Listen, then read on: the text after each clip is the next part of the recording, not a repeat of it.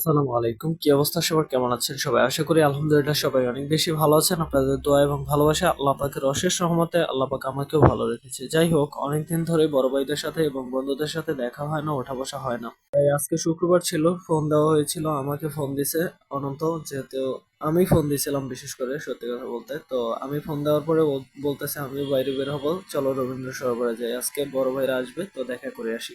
যেহেতু 19 তারিখ থেকে আমাদের ক্রিকেট ম্যাচ অনুষ্ঠিত হবে, সেক্ষেত্রে দেখা যায় আমাদের একটু, আমরা ছোট যখন থেকে কলেজে ক্যাম্পাসে এসেছি, বড় ভাইদেরকে অভিভাবক হিসেবে পেয়েছি এবং তাদেরকে কাছে পাওয়া সবকিছুই আমরা শেয়ার করতাম।